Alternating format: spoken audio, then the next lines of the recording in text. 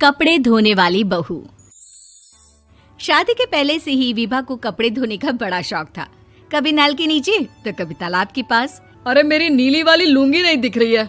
विभा की अम्मा, कहाँ रखी है लुंगी? अरे वो तो विभा ने परसों ही धोकर रखी थी आपकी अलमारी में, देखो वहीं होगी। वो ना मैंने आज धो दी, मुझे लगा कि गंदी हो गई होगी। अरे कैसे गंदी हो गई थी? उसे तो मैंने पहना भी नहीं। हे भगवान, इस लड़की के कपड़े धोने की आदत से परेशान हो गया हूँ मैं। जितना तो घर में राशन नहीं आता, उससे कहीं ज्यादा डिटर्जेंट पाउडर का खर्चा है। इसकी शादी करवा दो, शादी जाए अपने घर में ही करे काम, फिर चाहे घर के कपड़े धोने हो या पूरे गांव के। हाँ ठीक बोल रही हो, देखता हूँ मैं कोई लड़का। वो दिन भी आ जाता है जब विभा को देखने लड़के वाले आ जाते हैं। लड़की मुझे अच्छी लगी। होने वाली सास कहती है, बेटी अगर कुछ पूछना है तो पूछ लो।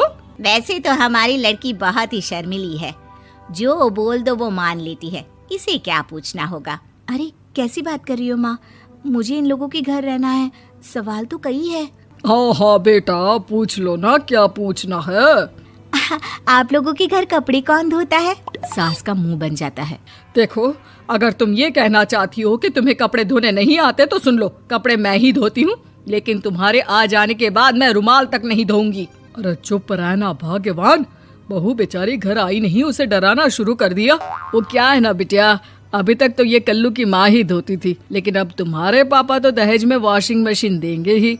तभी विभा की माँ बोल पड़ती है, सवाल भी पूछा तो क्या। वैसे भाई साहब, मशीन की तो फिर भी कपड़े धोने की कैपेसिटी होती है। मतलब जो बिटिया दे रहे हैं ना विभा, इसे कपड़े धोने का बहुत शौक है। ये आप लोगों के क्या, आस पड़ोस गांव मोहल्ले सबके कपड़े धो दे और उफ तक ना करे। बाहर देखा नहीं आपने कितने कपड़े सूख रहे हैं?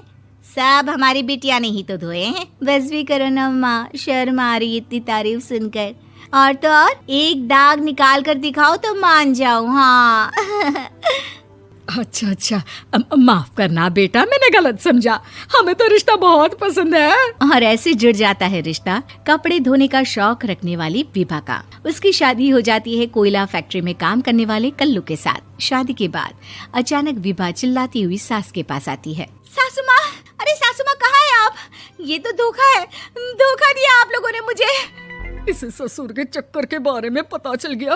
अरे तो उसमें तुझे क्यों धोखा मिला है? अरे नल में पानी नहीं आता, कपड़े कैसे कब धुलेंगे? अच्छा, तू पानी नहीं आ रहा उसकी बात कर रही है। तो आपने क्या सोचा? कुछ नहीं। अच्छा, तेरी माँ ने कहा था कि कपड़े धोने का शौक है तुझे, याद आया मुझे। शौक बोलकर कपड़े धोने वाले मेरे जुनून को कम ना आके सासू माँ, कपड़ा धोना मेरा गुरूर है।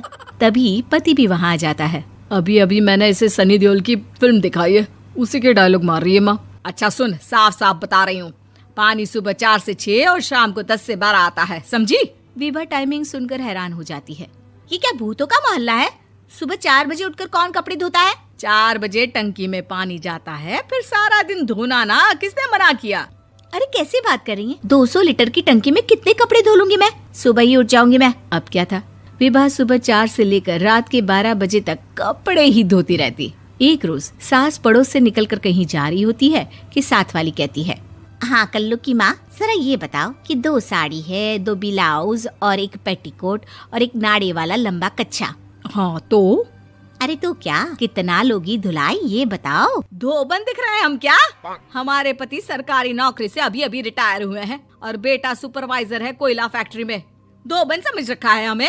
हाय रे कल्लू की अम्मा, माफ कर दो, वो तो मोहल्ले में यही सब बता रहे थे कि तुमने बहू को कपड़ा धुलवाने के काम में लगा दिया है। सास को पड़ोसन की बात सुनकर गुस्सा आ जाता है। वो घर पहुंचती है जहां घर के बाहर ही इतने सारे कपड़े सूख रहे होते हैं जितने कि किसी धोबन के घर पर। अरे ओ कल्लू की दुल्हन, बाहर निकल।